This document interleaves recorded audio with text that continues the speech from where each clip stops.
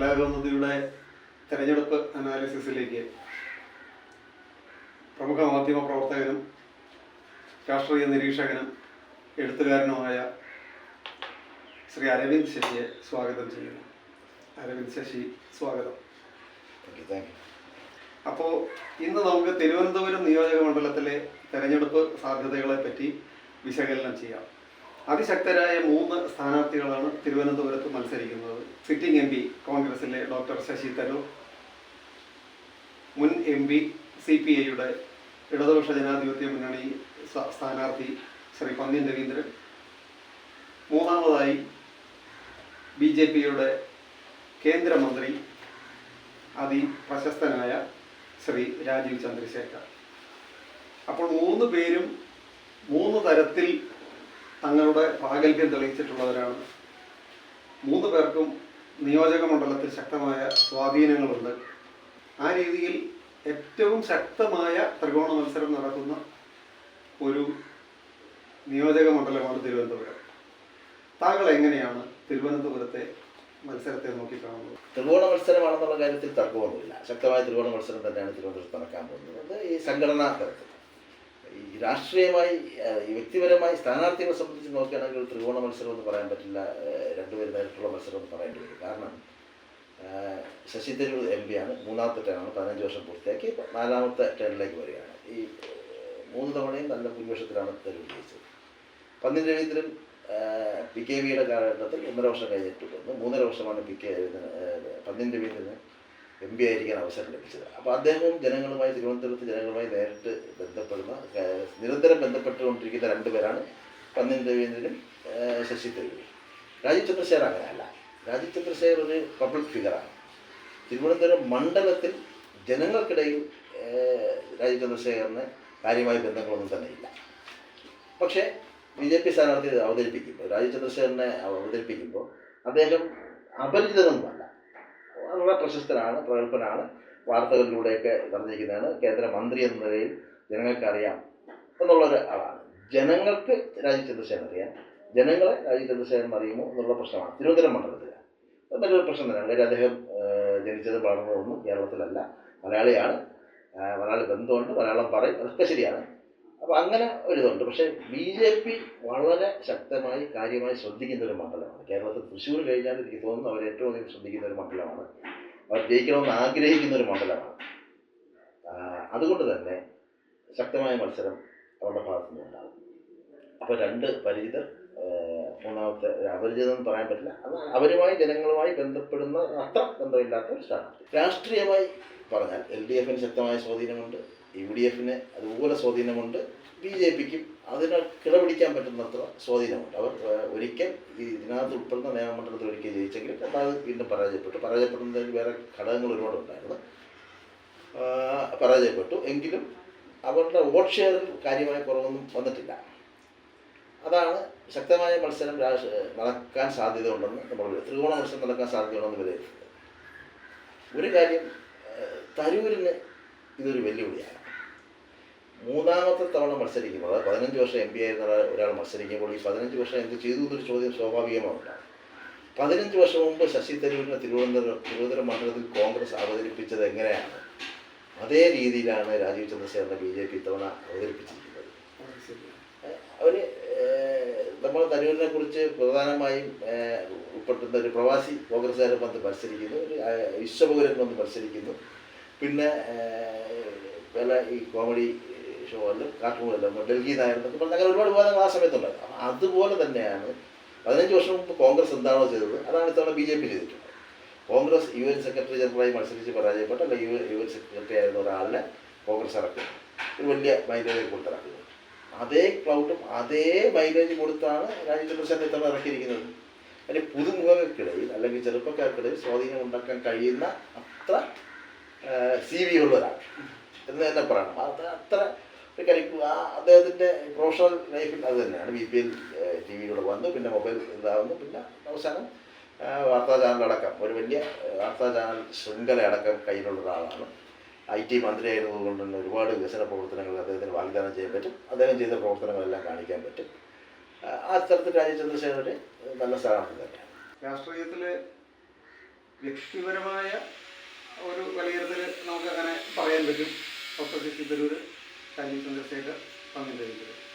അതിനപ്പുറം വർത്തമാനകാല രാഷ്ട്രീയ സംഭവ വികാസങ്ങൾ, പ്രത്യേകിച്ച് ഇപ്പം കേരളത്തിൻ്റെ ധനസ്ഥിതി, അല്ലെങ്കിൽ അഴിമതി ആരോപണങ്ങൾ, വിലക്കയറ്റം, അല്ലെങ്കിൽ ദേശീയ തലത്തിലാണെങ്കിൽ ഇപ്പോൾ ഇലക്ട്രൽ ബോണ്ട് ഇഷ്യൂ. അപ്പോൾ ഇങ്ങനെ കുറേ ഇഷ്യൂകൾ കേരളത്തിൽ നിലനിൽക്കുന്നുണ്ട്. അപ്പോൾ അത്തരം ഇഷ്യൂകൾ എങ്ങനെയായിരിക്കും തെരഞ്ഞെടുപ്പിനെ സ്വാധീനിക്കുക? ഈ സ്ഥാനാർത്ഥികളുടെ മികവ് ഈ ഇഷ്യൂകളെ മറികടക്കാൻ തക്കതായ കരുത്ത് അതിനുണ്ടോ? ഇങ്ങനെ ഉണ്ടെന്ന് പറയാൻ പറ്റില്ല. പ്രത്യേകിച്ച് LDF സ്ഥാനാർത്ഥിയുടെ മികവ് ഈ ആരോപണങ്ങൾ മറികടക്കാൻ പറ്റുന്ന ഒന്നല്ല. പന്നിയൻ രവീന്ദ്രൻ പരിചിതനാണ്, സാധുവാണ്, ജനങ്ങൾക്കിടയിൽ ജീവിക്കുന്ന ഒരാളാണ്, ഒക്കെ ശരിയാണ്. പക്ഷെ എന്നാൽ പോലും സർക്കാരിനെതിരെ ഉയർന്ന ആരോപണങ്ങൾ സഹിക്കുന്നുണ്ട്. ശമ്പളം കൊടുക്കാൻ പറ്റാത്ത മറ്റൊരു വിഷയം. തിരുവനന്തപുരം മണ്ഡലത്തിനെ എനിക്ക് തോന്നുന്നത് കാര്യമായി ബാധിക്കുന്നത് സർക്കാർ ജീവനക്കാരുടെ ഒരു നിലപാട് ഇലക്ഷനെ കാര്യമായി സ്വാധീനിക്കുന്നത് തിരുവനന്തപുരം ജില്ലയിലാണ്. കാരണം സർക്കാർ ഉദ്യോഗസ്ഥർ ഏതാണ്ട് കൂടുതലുള്ള സ്ഥലം തിരുവനന്തപുരം മണ്ഡലം തന്നെയാണ്. തിരുവനന്തപുരം സിറ്റി വരുന്ന തിരുവനന്തപുരം മണ്ഡലം, നേമം, കഴക്കൂട്ടം, ഈ 3 മണ്ഡലങ്ങളിലായി, വട്ടിയൂർക്കാവ്, 4 മണ്ഡലങ്ങളിലായാണ് സർക്കാർ ഉദ്യോഗസ്ഥർ കൂടുതലുള്ള മണ്ഡലമാണ്. പൊതുവെ മറ്റ് മണ്ഡലങ്ങളെ അപേക്ഷിച്ച് കൂടുതലുള്ള മണ്ഡലമാണ്. രണ്ടാമതൊരു സാധ്യതയുള്ളത് IT രംഗത്തെ മണ്ഡലമാണ്. ആ വോട്ടർമാരാണ് നിർണായകമായ വോട്ടർമാർ. അവർക്കിടയിലേക്കാണ് ഈ രാഷ്ട്രീയ ആരോപണങ്ങളെല്ലാം. മുഖ്യമന്ത്രിയുടെ മകൾക്കെതിരായ ആരോപണമുണ്ട്, സർക്കാരിനെതിരായ വിലക്കയറ്റ ആരോപണമുണ്ട്, കേന്ദ്ര സർക്കാരിനെതിരായ പെട്രോൾ വില വർധന അടക്കമുള്ള ഇലക്ട്രൽ ബോണ്ട് ആരോപണമുണ്ട്, കോടതികളുടെ പലവിധ കേസുകളുടെ ഇടപെടലുകൾ 2 സർക്കാർ, കേന്ദ്ര സംസ്ഥാന സർക്കാരുകൾക്കെതിരെയെല്ലാം ഉണ്ട്. കോൺഗ്രസിൻ്റെ നേതൃത്വമില്ലായ്മ അല്ലെങ്കിൽ കോൺഗ്രസ് ഉന്നയിക്കുന്ന പ്രശ്നങ്ങൾ, ഇതെല്ലാം ഈ വോട്ടേഴ്സിനെ കാര്യമായി ബാധിച്ചിട്ടുണ്ട്. പ്രത്യേകിച്ച് തിരുവനന്തപുരം മണ്ഡലത്തിലൊരു ഇത്തരം വിഷയങ്ങൾ, രാഷ്ട്രീയ വിഷയങ്ങൾ കൂടുതൽ സജീവമായി ചർച്ചയാകുന്ന ഒരു മണ്ഡലം തന്നെയാണ്. അതിൽ പ്രധാനപ്പെട്ടത് സർക്കാർ ജീവനക്കാരുടെ ശമ്പളം വൈകിയതടക്കമുള്ള, മുടങ്ങിയതല്ല വൈകിയതടക്കമുള്ള വിഷയങ്ങൾ. അത് 2 തരത്തിൽ അത് ഉണ്ടായിരുന്നുണ്ട്. ഒന്ന്, സംസ്ഥാന സർക്കാരിൻ്റെ പിടിച്ചുകയറുന്ന പ്രതിപക്ഷത്തിൻ്റെ ആരോപണം. എന്നാൽ കേന്ദ്ര സർക്കാർ കൊടുക്കേണ്ട നികുതി വിഹിതം കൊടുത്തിട്ടില്ല, അല്ലെങ്കിൽ കടമെടുക്കേണ്ട പരിധി കുറച്ച് കൊടുക്കുന്നു. കേന്ദ്ര സർക്കാർ നടത്തുന്ന കേന്ദ്ര സർക്കാർ സംസ്ഥാന സർക്കാരിന് ഒരു സാമ്പത്തിക ഞെരുക്കം സൃഷ്ടിച്ചെടുക്കുന്നു എന്നൊരു ആരോപണം ഭരണപക്ഷം ഉന്നയിക്കുന്നുണ്ട്. അതും ജനങ്ങൾക്കിടയിൽ സ്വാധീനിക്കാം. അപ്പോൾ കറണ്ട് പൊളിറ്റിക്കൽ ഇഷ്യൂസ് കാര്യമായി സ്വാധീനിക്കുന്ന ഒരു മണ്ഡലം തന്നെയായിരിക്കും തിരുവനന്തപുരം എന്നുള്ള കാര്യത്തിൽ ഒരു തർക്കവുമില്ല. അതിനെ വ്യക്തിപരമായ പ്രഭാവം കൊണ്ട് മറികടന്ന് വരാൻ ആർക്കും കഴിയില്ല. അപ്പോൾ അതുകൊണ്ട് തിരുവനന്തപുരം മണ്ഡലത്തിൻ്റെ ഫലം കേന്ദ്ര സംസ്ഥാന സർക്കാരുകളുടെ വിലയിരുത്തലാകും എന്ന് നമുക്ക് പറയാൻ പറ്റും. LDF സ്ഥാനാർത്ഥി ജയിച്ചാൽ തർക്കമൊന്നുമില്ല, സംസ്ഥാന സർക്കാരിൻ്റെ ജനം അംഗീകരിക്കുന്നു എന്ന് പറയേണ്ടി വരും. UDF ജയിച്ചാൽ സംസ്ഥാന സർക്കാരിനും കേന്ദ്ര സർക്കാരിനും എതിരായ ഒരു വിധിയെഴുത്ത് നടത്തിയെന്ന് പറയാം. BJP ജയിക്കുകയാണെങ്കിൽ സംസ്ഥാന സർക്കാരിനെതിരെ അത് കോൺഗ്രസിനെതിരെ ഒരു വികാരമാണെന്ന് പറയാൻ കഴിയും. രാഷ്ട്രീയം കൂടുതൽ ചർച്ച ചെയ്യുന്ന ഒരു മണ്ഡലം തന്നെയാണ്. ഒരു ജാതി മത സമവാക്യങ്ങൾക്ക് അപ്പുറത്തേക്ക് ഒരു തിരുവനന്തപുരത്തൊരു കൾച്ചറുണ്ട്. ഏതെങ്കിലും ഒരു സമുദായത്തിൻ്റെ കുത്തക എന്ന് പറയാൻ കഴിയില്ല. പലപ്പോഴും പറയാറുണ്ട് NSSൻ്റെ കുത്തകയാണ്, ഒരു ഭാഗത്ത് ഈ SNDPയുടെ കുത്തകയാണെന്ന് പറയുന്നുണ്ട്, ക്രിസ്ത്യൻ. പക്ഷേ തിരുവനന്തപുരം മണ്ഡലത്തിൽ ഒരിക്കലും NSSൻ്റെ പേര് പറഞ്ഞാൽ ജയിച്ചില്ല. അങ്ങനെയാണെങ്കിൽ NDP സ്ഥാനാർത്ഥിക്ക് ഇവിടെ ജയിച്ചു പോകുന്നത്. NSSൻ്റെ സ്വാധീനം കൊണ്ടോ SNDPയുടെ സ്വാധീനം കൊണ്ടോ ഒരാൾക്കും ജയിക്കാൻ പറ്റിയിട്ടില്ല. അപ്പോൾ ഇപ്പോൾ ഈ വിഴിഞ്ഞം തുറമുഖവുമായി ബന്ധപ്പെട്ടൊക്കെ അവിടെ കുറേ പ്രശ്നങ്ങളും ഒക്കെ ഉണ്ടായി. രൂപത നേരിട്ട് ഇടപെട്ടുകൊണ്ടാണ് അവിടെ ഒരു സാമൂഹിക പ്രശ്നം നിയന്ത്രിച്ചത്. അത് പോലീസ് സ്റ്റേഷൻ ആക്രമിക്കുന്ന ഒരു അവസ്ഥ വരെ ഉണ്ടായി. മന്ത്രിമാർക്ക് പോലും അവിടെ നിന്ന് പിൻവാങ്ങേണ്ടി വന്ന അവസ്ഥയുണ്ടായി. അപ്പോൾ സാമുദായികമായ ശക്തികൾ രാഷ്ട്രീയത്തിൽ അല്ലെങ്കിൽ സമൂഹത്തിൽ ഇടപെടുന്ന ഒരു രംഗം നമ്മൾ തിരുവനന്തപുരത്ത് കണ്ടിട്ടുണ്ട്. അത് വോട്ടിങ്ങിനെ സ്വാധീനിക്കും. തീർച്ചയായിട്ടും ബാധിക്കും. പ്രത്യേകിച്ച് കോസ്റ്റൽ ബെൽറ്റ്, കടൽ തീരപ്രദേശങ്ങളിൽ അവിടെ ഉണ്ടാകുന്ന ചെറിയ സംഭവങ്ങൾ വരെ വികാരപരമായി പ്രതിഫലിക്കും. തെരഞ്ഞെടുപ്പിനെ അത് സ്വാധീനിക്കുകയും ചെയ്യും. കഴിഞ്ഞ തെരഞ്ഞെടുപ്പുകളെല്ലാം അത്തരം സ്വാധീനങ്ങൾ ഉണ്ടായിട്ടുണ്ട്. അത് കഴിഞ്ഞ നിയമസഭാ തെരഞ്ഞെടുപ്പിലുണ്ടായിട്ടുണ്ട്, അതിന് മുമ്പുള്ള ലോക്സഭാ തെരഞ്ഞെടുപ്പിലെല്ലാം ഉണ്ടായിട്ടുണ്ട്. അപ്പോൾ അത് വളരെ വികാരപരമായി സ്വാധീനിക്കും. വിഴിഞ്ഞം പ്രശ്നം 2 തരത്തിലും സർക്കാരിൻ്റെ ഒരു ആ പ്രശ്നം കൈകാര്യം ചെയ്യുന്നതിലുണ്ടായ ഒരു വീഴ്ചയുണ്ട്. അത് സ്വാഭാവികമായി സ്വാധീനിക്കാം. പക്ഷേ അതേസമയം തന്നെ സർക്കാർ അനുവദിച്ച പാക്കേജ്, അതിന് കൊടുത്ത പൈസ ഇനി കൊടുക്കാനുള്ളത് സർക്കാരുമായിട്ടുള്ളൊരു ബന്ധപ്പെട്ട് നിൽക്കുന്ന ഒരു കാര്യങ്ങൾ, അത് ഭരണപക്ഷം അല്ലെങ്കിൽ LDF ആ പ്രചരണം വളരെ കാര്യമായി മുതലെടുക്കുന്നുണ്ട്. രണ്ടാമതൊരു വിഷയം, ഒരു ക്രിസ്ത്യൻ ഭൂരിപക്ഷ മേഖലയാണ് ഈ തീരദേശ മേഖലകൾ. തിരുവനന്തപുരം ജില്ലയിൽ ഒരു വലിയ ശതമാനം തീരദേശ മേഖല വരുന്നുണ്ട്. അവിടെ ഒരു മണിപ്പൂർ ഇഷ്യൂ ഉന്നയിക്കും. മണിപ്പൂർ ഇഷ്യൂ ഉന്നയിക്കുകയാണെങ്കിൽ, അല്ലെങ്കിൽ അത് കാര്യമായി ഉന്നയിക്കാൻ അവർക്ക് കഴിയും, അത് ബോധ്യപ്പെടുത്താൻ കഴിഞ്ഞാൽ വരാൻ പോകുന്നത് BJPക്കെതിരെ മാത്രമായൊരു വികാരമായിരിക്കില്ല. മൗനം പാലിച്ച കോൺഗ്രസിനെതിരെ വരും. കാര്യം CPM അല്ലെങ്കിൽ ഇടത് കക്ഷികൾ മണിപ്പൂർ വിഷയത്തിൽ എടുത്തൊരു നിലപാട് അത്രയും ശക്തമായി കോൺഗ്രസ് ഉയർത്തിയിട്ടുണ്ടോ എന്ന് ചോദിച്ചാൽ ഇല്ലെന്ന് കൃത്യമായി പറയാൻ കഴിയും. അതുകൊണ്ട് അത് കോൺഗ്രസിനെതിരെ ഉപയോഗിക്കാം. പക്ഷേ തീരദേശ മേഖലകളിൽ വികാരപരമായി ബാധിക്കുന്ന ഏറ്റവും അവസാനം ഉണ്ടാകുന്ന ഇഷ്യൂവിനെ തെരഞ്ഞെടുപ്പിനെ ബാധിക്കുമെന്നുള്ളതുകൊണ്ട് വിഴിഞ്ഞം ഒരു പ്രശ്നമായി തന്നെ നിലനിൽക്കുകയാണ്. അതിനെ കവർ ചെയ്ത് വരാൻ കഴിഞ്ഞാൽ കഴിഞ്ഞു എന്നേ പറയാൻ കഴിയും. പൊതുവായൊരു ഇതിൻ്റെ ഭാഗമായി ചിലപ്പോൾ ഇടത്തേക്ക് തിരിയാം, അല്ല ഇതിൻ്റെ അടിസ്ഥാനത്തിൽ ശശി തരൂരിൻ്റെ ഇടപെടലും അതൊക്കെ UDFിലേക്കാകും. BJPക്ക് തീരദേശ മേഖലയിൽ എത്രത്തോളം സ്വാധീനിക്കാൻ കഴിയുമെന്നുള്ള കാര്യത്തിൽ തർക്കമുണ്ട്. പക്ഷേ വിഴിഞ്ഞം ഇഷ്യൂ ഉണ്ടായ സമയത്ത്, ഓക്കി സമയത്തൊക്കെ കേന്ദ്രമന്ത്രി നിർമ്മലാ സീതാരാമൻ്റെ നേതൃത്വത്തിൽ നടന്നൊരു വലിയ ഇടപെടലുണ്ട്. എനിക്ക് തോന്നുന്നത് കഴിഞ്ഞ 5 വർഷത്തിനിടയിൽ പല തവണ പല വിഷയങ്ങളിൽ കേന്ദ്രമന്ത്രിയായ നിർമ്മലാ സീതാരാമൻ തിരുവനന്തപുരത്തെ തീരദേശ മേഖലയിലെ മതമേലധ്യക്ഷന്മാരുമായി വളരെ സൗഹാർദ്ദപരമായ സമീപനം പുലർത്തിയിട്ടുണ്ട്. അത് ചിലപ്പോൾ അനുകൂലമായി ബാധിക്കാൻ കഴിയും. കാരണം അവർക്കങ്ങനെ രാഷ്ട്രീയമായി എതിർക്കപ്പെടേണ്ട ഒരാളല്ല. അതായത് കുമ്മനം രാജശേഖരനെ പോലെയുള്ള സജീവ രാഷ്ട്രീയ പ്രവർത്തകർ മത്സരിക്കുമ്പോൾ, അല്ലെങ്കിൽ CK പത്മനാഭനെ പോലുള്ള സജീവ രാഷ്ട്രീയത്തിൽ നിൽക്കുന്ന ഒരാൾ മത്സരിക്കുമ്പോൾ ഉണ്ടാകുന്ന വികാരമല്ല രാജീവ് ചന്ദ്രശേഖരനെ പോലെ ഒരാൾ മത്സരിക്കും. അദ്ദേഹം BJP നേതാവാണ്, കേന്ദ്രമന്ത്രിയാണ്, ഒക്കെ ആണെങ്കിൽ പോലും അവരൊക്കെ കണ്ടിരുന്ന ഒരു ദൈനംദിന പൊളിറ്റീഷ്യനെ പോലെ അല്ല രാജീവ് ചന്ദ്രശേഖരൻ. അവർക്ക് വേണമെങ്കിൽ അംഗീകരിക്കാൻ പറ്റുന്ന ഒരു ഘടകമുണ്ട്. ഇനി ഇതിലൊരു കാര്യം കൂടി വരുന്നുണ്ട്.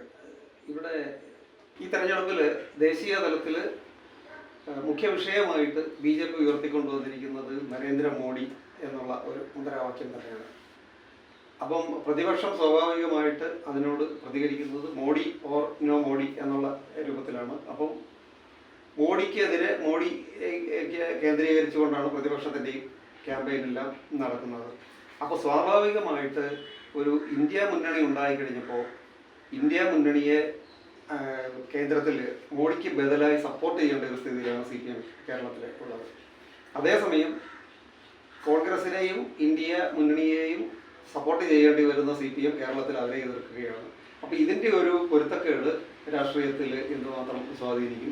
അത് തിരുവനന്തപുരം മണ്ഡലത്തിൽ എങ്ങനെ ഇത് രണ്ട് ഭാഗം. ഒന്ന് മോദിയുടെ നേതൃത്വത്തിലുള്ള മോദിയെ ഉയർത്തി കാണിച്ചുകൊണ്ടുള്ള തെരഞ്ഞെടുപ്പ്. മോദിയെ ഉയർത്തി കാണിച്ചുകൊണ്ടുള്ള തെരഞ്ഞെടുപ്പ് എന്ന് പറയുമ്പോൾ നരേന്ദ്രമോദി പറഞ്ഞ കാര്യങ്ങളെല്ലാം ചർച്ച ചെയ്യപ്പെടുന്ന തെരഞ്ഞെടുപ്പ്. മറ്റൊരു നേതാവിനെ ഉയർത്തി കാണിക്കാതെ നരേന്ദ്രമോദി അവരുടെ പ്രധാനമന്ത്രിയാണ്, പ്രധാനമന്ത്രി സ്ഥാനാർത്ഥിയാണ്, അതുകൊണ്ട് തന്നെ അദ്ദേഹത്തിന് ഉയർത്തി പിടിച്ചുകൊണ്ടാണ്. അപ്പോൾ അത് പറയുമ്പോൾ തിരുവനന്തപുരം മണ്ഡലത്തിൽ ഞാൻ നേരത്തെ പറഞ്ഞു വന്നതുപോലെ, അതായത് തീരദേശ മേഖലയിലെ ഈ ഒരു വിഭാഗത്തിൻ്റെ, ഒരു മതവിഭാഗത്തിൻ്റെ വോട്ട് പോലെ തന്നെയാണ് അപ്പുറത്ത് മറ്റൊരു മതവിഭാഗം കൂടെ ഉണ്ട്. തിരുവനന്തപുരം മണ്ഡലത്തിൽ അത്യാവശ്യം സ്വാധീനമുള്ള ഒരു മുസ്ലിം സമുദായത്തെ നമ്മൾ അങ്ങനെ നിസ്സാരമായി കാണാൻ കഴിയില്ല. നരേന്ദ്രമോദി എന്ന ബിംബം ഉയർത്തി കാണിക്കപ്പെടുമ്പോൾ സ്വാഭാവികമായി ഇത് നമ്മൾ ചർച്ച ചെയ്യേണ്ടി വരും. കാരണം രണ്ട് കാര്യമാണ്. നേരത്തെ ഗുജറാത്ത് ഇഷ്യൂ ഒക്കെ അത് കഴിഞ്ഞു പോയതാണ്, കഴിഞ്ഞ തെരഞ്ഞെടുപ്പുകളിലെല്ലാം ചർച്ച ചെയ്ത് പറയുകയും. പക്ഷേ ഇപ്പോൾ ഈ തെരഞ്ഞെടുപ്പിൽ പൗരത്വ നിയമ ഭേദഗതി നടപ്പിലാക്കും. എന്താണ് പൗരത്വ നിയമ ഭേദഗതി, അതിൻ്റെ ഡീറ്റെയിൽസിലേക്കൊന്നും ചിലപ്പോൾ സാധാരണക്കാരൊന്നും പോയിട്ടുണ്ടാവില്ല. പക്ഷേ പൗരത്വ നിയമ ഭേദഗതി മുസ്ലിം സമുദായത്തിനും അതുപോലുള്ള ന്യൂനപക്ഷ സമുദായങ്ങൾക്കും എതിരാണ് എന്നൊരു പൊതുവായ കാഴ്ചപ്പാട് ഇന്ത്യയിൽ എല്ലായിടത്തും ഉണ്ട്. കേരളത്തിൽ പ്രത്യേകിച്ച് വളരെ രൂക്ഷമായിരുന്നു. അങ്ങനെ ഉള്ളൊരു സാഹചര്യത്തിൽ തിരുവനന്തപുരം മണ്ഡലത്തിൽ മുസ്ലിം ലീഗിന് കാര്യമായ സ്വാധീനം ഇല്ലാത്തൊരു മണ്ഡലമാണ്. എന്നാൽ മുസ്ലിം വോട്ടേഴ്സ് കൂടുതലുള്ളൊരു മണ്ഡലം കൂടെയാണ്.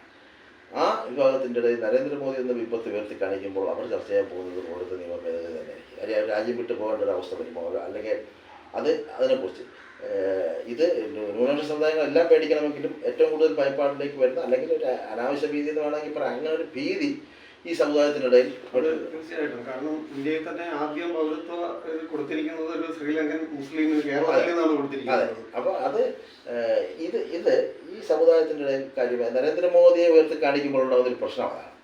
അത് സ്വാഭാവികമല്ല. കാര്യം ഗുജറാത്ത് മുഖ്യമന്ത്രിയായിരുന്നപ്പോൾ ഉണ്ടായിരുന്ന അന്നത്തെ ഗുജറാത്ത് വംശഹത്യ അടക്കമുള്ള സംഭവങ്ങളെല്ലാം വീണ്ടും വരും. രാമക്ഷേത്രം വരും, ബാബറി മസ്ജിദ് വരും. അതൊക്കെ വരുന്ന ഭാഗം ഈ മുസ്ലിം വോട്ടുകൾ എങ്ങോട്ട് നിൽക്കും, അതൊരു നിർണായകമാണ്. ഈ വോട്ട് എവിടെ പോകുന്നതാണ്. പൗരത്വ നിയമത്തിൻ്റെ അടിസ്ഥാനത്തിൽ ആണ് അവർ വോട്ട് ചെയ്യാൻ തീരുമാനിക്കുകയാണെങ്കിൽ സ്വാഭാവികമായി ആ വോട്ടുകൾ LDF-ലേക്ക് വരും. കാരണം കോൺഗ്രസും പാർലമെൻറ്റിൽ കാര്യമായി ഇതിനെ എതിർത്തില്ലെന്ന് മാത്രമേ. അത് രണ്ട് വിഷയങ്ങൾ അവരെ വികാരപരമായി ബാധിക്കുന്ന പൗരത്വ നിയമ വിഷയത്തിലും രാമക്ഷേത്ര നിർമ്മാണ വിഷയത്തിലും കോൺഗ്രസ് ഒരു നിലപാടെടുത്തില്ല. അല്ലെങ്കിൽ രാമക്ഷേത്ര നിർമ്മാണത്തെയും അതിൻ്റെ ശിലാന്യാസത്തെയും അതിൻ്റെ പ്രതിഷ്ഠയെല്ലാം ഏതാണ്ട് അനുകൂല സമീപനത്തിൽ അല്ലെങ്കിൽ ഒരു മൃദു സമീപനത്തിൽ കോൺഗ്രസ് കണ്ടിരുന്നു. ഈ ഇടതുപക്ഷം വളരെ സ്ട്രോങ് ആയി നിൽക്കുന്നു. അപ്പോൾ ആ വിഭാഗം സ്വാഭാവിക ഇടതുപക്ഷത്തേക്ക് ചായാനുള്ള സാധ്യത കാണുന്നുണ്ട്. അതാണ് മോദി ഉയർത്തി കാണിക്കുമ്പോൾ ഇവർ നേരിടുന്ന ഒന്നാമത്തെ പ്രശ്നം. രണ്ടാമത്തെ വിഷയം എന്ന് പറഞ്ഞാൽ ഈ പറഞ്ഞ ഇന്ത്യ മുന്നണി ആണ്. ഇന്ത്യ മുന്നണി കേരളത്തിലെ പോരാട്ടം ഒരു വ്യത്യസ്തമായി. കേരളത്തിലും ബംഗാളിലും ഒക്കെയാണ് അത്. കേരളത്തിൽ ത്രിപുരയിൽ പോലും ഇന്ത്യ മുന്നണി ഏതാണ്ട് ഒരുമിച്ച് നിൽക്കുന്നത്. ബംഗാളിലും കേരളത്തിൽ മാത്രമാണ് ഒരു രൂക്ഷമായി എതിർക്കുന്നത്. തിരുവനന്തപുരം മണ്ഡലം ത്തിൻ്റെ അതിർത്തി കിടക്കുന്നത് തമിഴ്നാട്ടിലാണ്. ഇവിടെ നിന്നൊരു തിരുവനന്തപുരത്തിൻ്റെ സെൻട്രലിൽ നിന്ന് 25 കിലോമീറ്റർ പോയ തമിഴ്നാടാണ്. അപ്പുറത്തെ DMK സ്ഥാനാർത്ഥിയെ ജയിപ്പിക്കാൻ വേണ്ടി കോൺഗ്രസും അതായത് ഇവിടെ പ്രസംഗിക്കുന്ന സ്വാഭാവികമായി മുഖ്യമന്ത്രിക്ക് തമിഴ്നാട്ടിൽ നമ്മുടെ മുഖ്യമന്ത്രിക്ക് തമിഴ്നാട്ടിൽ രാഷ്ട്രീയ പ്രതിയോഗങ്ങളുണ്ടാകും. ഇവിടുത്തെ കോൺഗ്രസ് നേതാക്കൾക്ക് കെ സുധാകരൻ അടക്കമുള്ള നേതാക്കൾക്ക് അല്ലെങ്കിൽ VD ശേഷി അടക്കമുള്ള നേതാക്കൾക്കും തമിഴ്നാട്ടിൽ കന്യാകുമാരിക്കും നാഗൂരിലൊക്കെ പൊതുയോഗങ്ങളിൽ അവർ പങ്കെടുക്കാറുണ്ട്. ഇവരെല്ലാം അങ്ങോട്ടേക്ക് പോകുമ്പോൾ ഒരു വേദിയിൽ ഒരുമിച്ച് മോദിയെ കുറ്റം പറയും. ഇവിടെ രണ്ടായി നിന്ന് മോദിയെ കുറ്റം പറയും, പരസ്പരം കുറ്റം പറയും ചെയ്യും. അപ്പുറത്തേക്ക് ചെല്ലുമ്പോഴത്തേക്ക് അവർ രണ്ടും കൂടെ യോജിച്ച് നിന്ന് കുറ്റം പറയും. അത് കാലാകാലങ്ങളിൽ കാണുന്നൊരു സ്ഥിതിയാണ്. തമിഴ്നാട്ടിൽ ഇവിടെ ഒന്നിക്കുകയും തൊട്ടപ്പുറത്ത് 20 കിലോമീറ്റർ അപ്പുറത്ത് ചെല്ലുമ്പോഴത്തേക്ക് അവർക്ക് ഒരുമിച്ച് പറയേണ്ടി വരിക. അപ്പോൾ അത് കോൺഗ്രസിനെ കുറ്റം പറയാം. അപ്പം രാഹുൽ ഗാന്ധി ഇവിടെ എതിർക്കുന്നു, അപ്പുറത്ത് രാഹുൽ ഗാന്ധിയുടെ വേദി പങ്കിടുന്നു. അത് ജനങ്ങൾക്കിടയിൽ ഒരു ഇതുണ്ടാക്കും. പക്ഷേ ഒരു പൊതുവായ ഇതവർ പറയുന്നുണ്ട്. ഒരു പൊതുശത്രുവിനെ നേരിടാൻ വേണ്ടി അവരിങ്ങനെ നിൽക്കുമ്പോഴും ഇവിടെ ഒരുമിച്ച് നിന്ന് നേരിടുന്നു. ഇവിടെ ആര് അപ്പോൾ അതുകൊണ്ട് ജനത്തിനുണ്ടാകുന്ന ഒരു വികാരം, ഇവിടെ ആര് ജയിച്ചാലും പ്രശ്നമില്ല. ഇവിടെ BJP ഒഴികെ വേറെ UDF ജയിച്ചാലും LDF ജയിച്ചാലും കേന്ദ്രത്തിൽ ചെല്ലുമ്പോൾ ഒരുപോലെയാണ്. അപ്പോൾ അവിടെയാണ് നേരത്തെ പറഞ്ഞ വ്യക്തിപ്രഭാവം വരുന്നത്. ഇവിടെ ആർക്ക് വേണോ വോട്ട് ചെയ്യാം. ആര് ജയിച്ചാലും കേന്ദ്രത്തിൽ ചെല്ലുമ്പോൾ അവർ ഒരുമിച്ച് നിൽക്കും. അങ്ങനെ ഒരുമിച്ച് നിൽക്കുന്ന സാഹചര്യത്തിൽ അപ്പോൾ ഇവിടെ പിന്നെ രാഷ്ട്രീയം നോക്കേണ്ട കാര്യം, ഒരു വ്യക്തിയെ നോക്കിയാൽ അവിടെ ഈ കോൺഗ്രസ് LDF-ഉം UDF LDF-ൻ്റെ ഈ വ്യക്തിപ്രഭാവത്തിന് സ്വാധീനമുണ്ടാകും. അവിടെയാണ് ശശി തരൂരിനും പന്നിയും രവീന്ദ്രനും ഇപ്പോൾ ആരുടെ വ്യക്തിപ്രഭാവമാണ് പലതും നോക്കുന്നത്. ഇങ്ങനെ ഒരു കൺഫ്യൂഷൻ സൃഷ്ടിക്കുമ്പോൾ ഒരു പുതിയ തലമുറ വോട്ടർമാർ അവർ സ്വാഭാവികമായി മാറി ചിന്തിക്കും. എന്തിനാ അവർ ഇങ്ങനെ നിൽക്കുന്നവർക്കെതിരെ വോട്ട് ചെയ്യുക എന്നൊരു വികാരം വരും. പ്രത്യേകിച്ച് രാജീവ് ചന്ദ്രശേഖരനൊക്കെ കാണുമ്പോഴത്തേക്ക് ഉണ്ടാകുന്ന ഒരു വോട്ട് വരും. ആ വോട്ടർമാരുടെ കണക്കെടുക്കുമ്പോൾ ശശി തരൂരിൻ്റെ ഒരു ബേസ്, ശശി തരൂരിൻ്റെ ഭൂരിപക്ഷത്തിലുള്ള ഏറ്റവും നല്ലൊരു ശതമാനം എന്ന് പറഞ്ഞാൽ പുതുതലമുറ ചെറുപ്പക്കാർ IT-കാരുമാണ്. ഈ IT-കാർക്ക് നല്ലോണം അറിയാമെന്നുള്ളതാണ് രാജീവ് ചന്ദ്രശേഖരൻ. ആ വോട്ട് സ്വാഭാവികം അതിലൊരു വലിയ ശതമാനം രാജീവ് ചന്ദ്രശേഖരനിലേക്ക് പോകും. പുതുതലമുറ വോട്ടുകളും 15 വർഷമായി നിൽക്കുന്ന തലമുറ, പുതുതലമുറ എപ്പോഴും ചിന്തിക്കുന്നത് എന്ത് കിട്ടി എന്നുള്ളതാണ്, നമ്മുടെ ഭാവിക്ക് വേണ്ടി എന്ത് കിട്ടി എന്നുള്ളതാണ്. അപ്പോൾ അവർ ബാഴ്സലോണ ഇരട്ട നഗരം ഇങ്ങനത്തെ ചർച്ച ചെയ്തതാണ്. ശശി തരൂരിൻ്റെ തെരഞ്ഞെടുപ്പിൻ്റെ ആദ്യത്തെ വാഗ്ദാനം ബാഴ്സലോണ ഇരട്ട നഗരമാണ്. അതെവിടെ എത്തി എന്നുള്ള ചോദ്യത്തിന് മറുപടി പറയേണ്ടത്. ബാഴ്സലോണ ഇരട്ട നഗരത്തിന് കൈകോർത്തത് തിരുവനന്തപുരം കോർപ്പറേഷനാണ്. കോർപ്പറേഷൻ ഭരിക്കുന്നത് ഇടതുപക്ഷമാണ്. അവരതിനു വേണ്ടി എന്ത് ചെയ്തെന്നുള്ളതും ചർച്ചയാകും. അപ്പോൾ ഈ ചർച്ച പുതുതലമുറ അവർക്ക് മൂന്നാമതൊരു ഓപ്ഷനെ അവർക്കിപ്പോൾ തിരഞ്ഞെടുക്കാൻ പറ്റും. അപ്പോൾ അങ്ങനെ ശശി തരൂരിൻ്റെ ബേസ് വോട്ടിൽ കുറവുകൾ വരാനുള്ള സാധ്യതയും ഈ യൂത്തിനെ പിടിക്കാനുള്ള LDF-ൻ്റെ നീക്കം വിജയിക്കാതെ പോകുന്ന സാധ്യതയും രാജീവ് ചന്ദ്രശേഖരൻ അനുകൂലമായി വരും. അപ്പോൾ നമുക്ക് ഈ സംഭാഷണം അവസാനിപ്പിക്കാം. ഞാൻ ഒരു ചോദ്യം കൂടി ചോദിക്കാൻ ആഗ്രഹിക്കുകയാണ്. ഇടതുപക്ഷ സഹയാത്രികനായി അറിയപ്പെടുന്ന താങ്കൾ ആര് ജയിക്കും എന്നാണ് പ്രതീക്ഷിക്കുന്നത്? നമ്മൾ ഇത്തവണ ഒരു മാധ്യമപ്രവർത്തകൻ എന്ന നിലയിൽ ഒരു കാര്യകാരണ സഹിതം വിലയിരുത്തി നമുക്ക് ഒരു പ്രവചനം നടത്താൻ പറ്റാത്തതിൻ്റെ അപ്പുറത്തേക്ക് ആണ് തിരുവനന്തപുരം മണ്ഡലം നിൽക്കുന്നത്. ഞാൻ ഈ നേരത്തെ പറഞ്ഞ വോട്ടുകൾ തരൂരിൻ്റെ കുറച്ച് കഴിഞ്ഞ പ്രാവശ്യം 1 ലക്ഷം വോട്ടിൻ്റെ ഭൂരിപക്ഷം, അതിന് മുമ്പ് ജയിച്ചതിനേക്കാൾ കുറഞ്ഞ ഭൂരിപക്ഷത്തിലാണ് 1 ലക്ഷത്തിന് അടുപ്പിച്ചുള്ള വോട്ടുകൾ ഉണ്ടായത്.